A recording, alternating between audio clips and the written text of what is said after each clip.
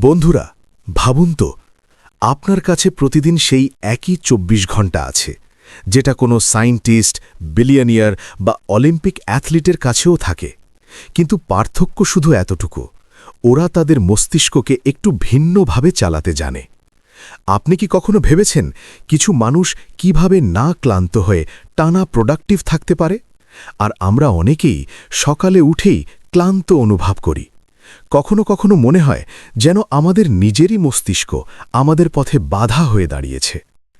কিছুদিন তো এমন লাগে সব কিছু ছেড়ে দিয়ে শুধু বিছানায় পড়ে থাকি। কাজের তালিকা খুব লম্বা, কিন্তু এনার্জি শূন্য। ফোকাস করতে বসলে ডিস্ট্র্যাকশন মাথার ওপর নাচতে থাকে। ফোনের নোটিফিকেশন, সোশ্যাল মিডিয়ার ঝলক আর মনের অস্থিরতা, যা প্রতি ৫ মিনিটে চ্যানেল বদলে দেয়। এবার একটু কল্পনা করুন, একটা এমন দিন যখন আপনি সকালে উঠেই ফ্রেশ অনুভব করছেন। আপনার মাইন্ড পুরো ক্ল্যারিটি নিয়ে কাজ করছে। আপনি প্রতিটি কাজ সময়ের আগেই শেষ করছেন, তাও কোনো চাপ ছাড়াই। আর দিনের শেষে ক্লান্তি নয়, একটা সন্তুষ্টি আছে যে আজ আপনি আপনার মস্তিষ্ককে মাস্টার করেছেন। মস্তিষ্ক আপনাকে নয়।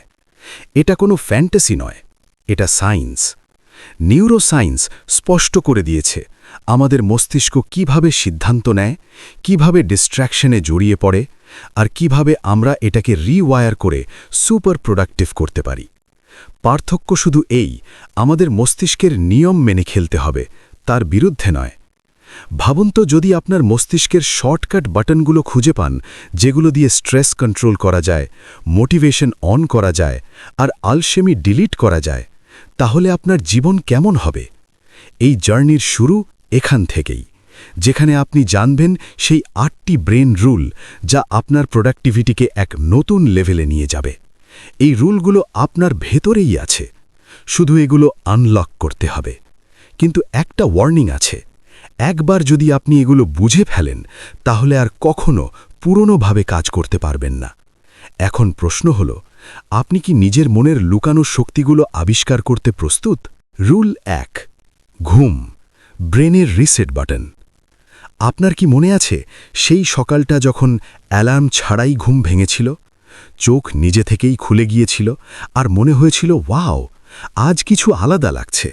মাথা হালকা, মন শান্ত, আর এনার্জি যেন ভরে আছে।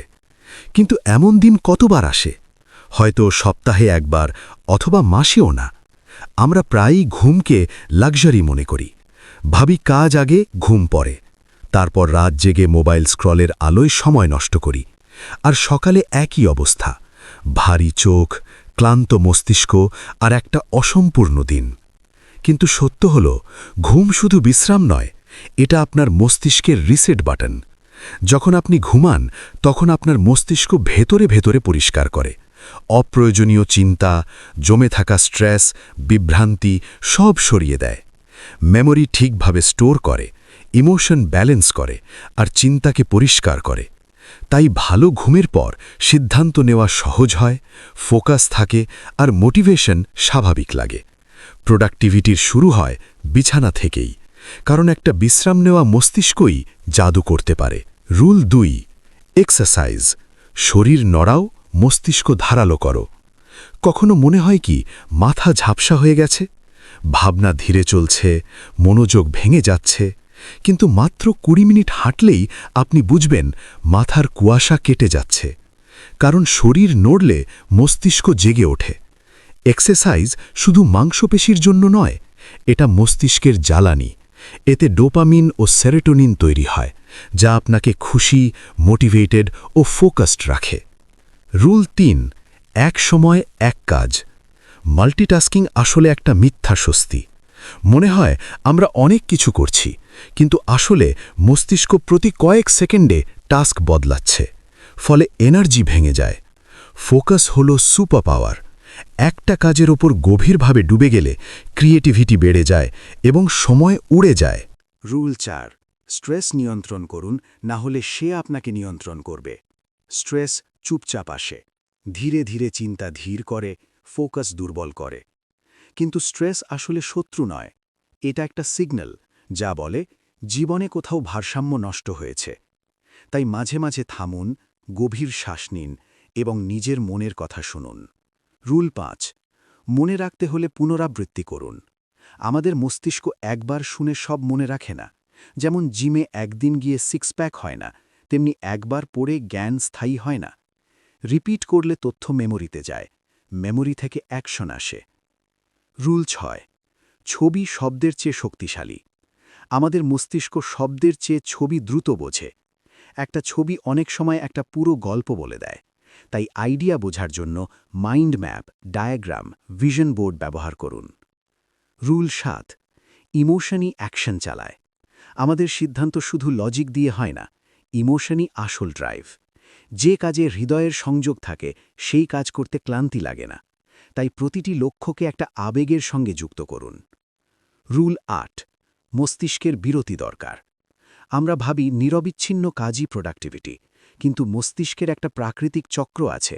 প্রায় 90 থেকে 120 মিনিট পরে তাকে বিশ্রাম দরকার। 5 থেকে 10 মিনিটের ছোট ব্রেক মস্তিষ্ককে আবার রিফ্রেশ করে দেয়। উপসংহার: এই ভিডিওর শুরুতে হয়তো আপনি শুধু জানতে চেয়েছিলেন কিভাবে বেশি কাজ করবেন আর কম ক্লান্ত হবেন, কিন্তু এখন আপনি বুঝেছেন প্রোডাক্টিভিটির আসল রহস্য আপনার মস্তিষ্কের ভেতরেই আছে। এই 8টি ব্রেইন রুল যদি আপনি জীবনে প্রয়োগ করেন, তাহলে সাধারণ থেকে অসাধারণ হওয়া সম্ভব। এখন সিদ্ধান্ত আপনার। আপনি কি শুধু শুনে চলে যাবেন, নাকি আজ থেকেই এগুলো জীবনে প্রয়োগ করবেন? যদি এই ভিডিও ভালো লাগে, কমেন্ট করে বলুন এই 8টি রুলের মধ্যে কোনটা আপনার জীবনে সবচেয়ে বেশি প্রভাব ফেলবে। আর এমন আরও মাইন্ড চেঞ্জিং ভিডিও পেতে চ্যানেলটি সাবস্ক্রাইব করুন। মনে রাখবেন, আপনার মস্তিষ্কই আপনার সবচেয়ে বড় সম্পদ। শুধু তাকে সঠিকভাবে ব্যবহার করতে জানতে হবে। ধন্যবাদ।